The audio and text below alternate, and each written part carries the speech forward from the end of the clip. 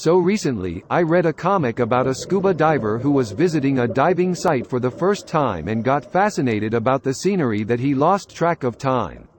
After that he turned around to join his friends, but he could not find any one of them.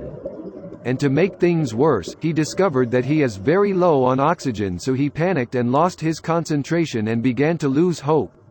After that comes a dolphin out of the blue and started pushing him as fast as he can to the surface.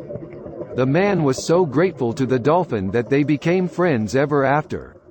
So this is a very nice story, but would this happen in real life? And if not, what would keep it from happening? Let's speak about what keeps scuba divers from climbing to the surface quickly. Is it even easy to do so? And what would be the real ending of that dolphin story?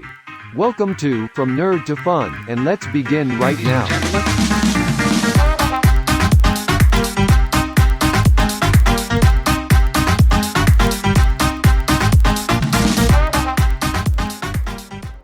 Actually, it is very easy to shoot to the surface.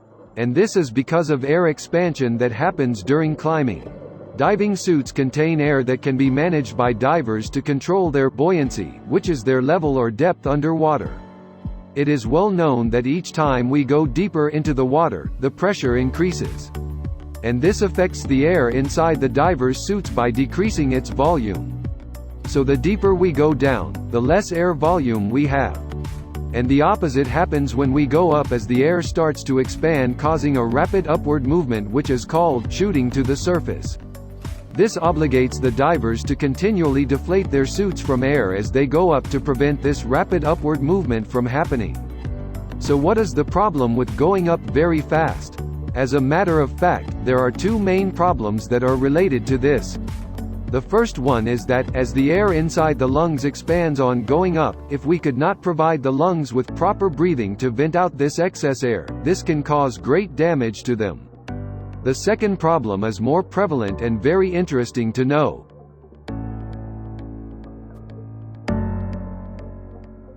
The air inside most of the tanks is just a normal air that is filtered, dehumidified and compressed to about 200 bars.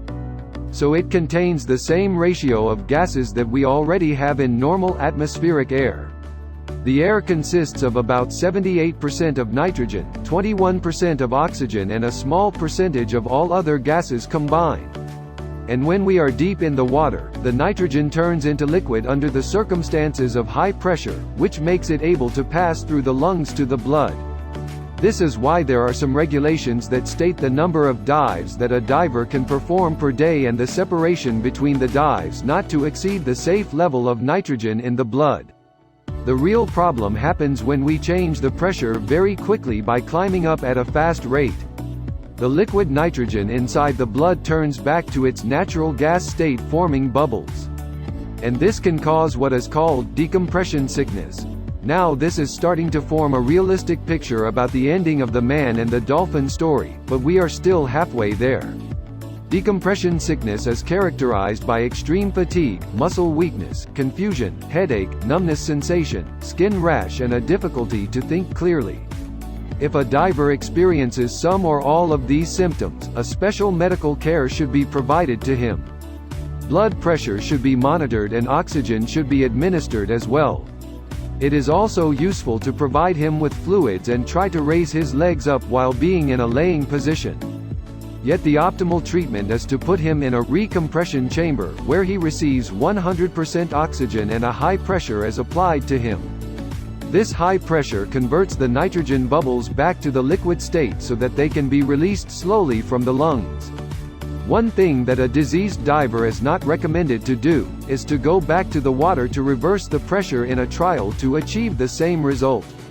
First of all, it would require much more pressure to achieve the same effect as that the recompression chamber provides, and also it will be so dangerous in case that any other complication happens way down under the water.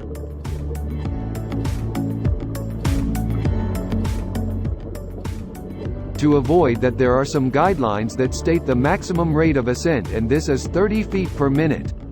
Another safety procedure is called a safety stop, which is making a stop at 5 meters for 3 to 5 minutes during the final approach to the surface to allow a big proportion of the small nitrogen bubbles in the blood to transfer to the lungs, then out of the body through exhalation. Divers should also abide to the maximum allowed depth, which is 130 feet for professional divers. Meanwhile, most of the dives are performed between 60 and 100 feet, where the air consumption from the tanks is fair and the marine colors are bright, and where the shipwrecks and artificial dive sites are located. The reasons that make a diver perform a rapid escape to the surface could vary between this air expansion, which keeps pulling him up without his notice, or because of not being professional enough through dealing with the safety procedures like rate of ascent and performing safety stops, or maybe because he panicked for any other reason and just felt the urge to go up and breathe normal air. One thing about a panicking diver is that divers who go through the scuba diving rescue course learn that if they saw a panicking diver underwater and he is trying to go upwards, they grab him first, then deflate his suit or their suit from all the air depending on which hand they are grabbing him with, and pull him down as much as they can. Then they try to inquire from him about the reason behind his panic to help him with it. In case there is no reason other than a momentary thought or a strong urge to go to the surface, they try to tell him to slow down his movement and relax.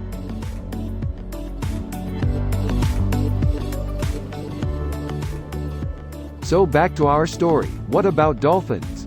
Do they have the same problems, provided that they are mammals and they breathe normal air through their lungs? As a matter of fact, dolphins do not have that decompression problem because they have what is called collapsible lungs, which enables them to inhale and exhale 2 to 3 times faster than humans. This allows them to get rid of nitrogen very fast. For this reason, if that story was real, the man wouldn't have had the chance to thank the dolphin. Nevertheless, it is worthy to say that there are no safety hazards concerning rate of descent in water as long as the diver is able to equalize his ears and maintain all cognitive functions and situational awareness. So this story would have made more sense if that dolphin helped the man to dive quickly to save someone, for example, and just accompanied him happily on his way up at his own human pace.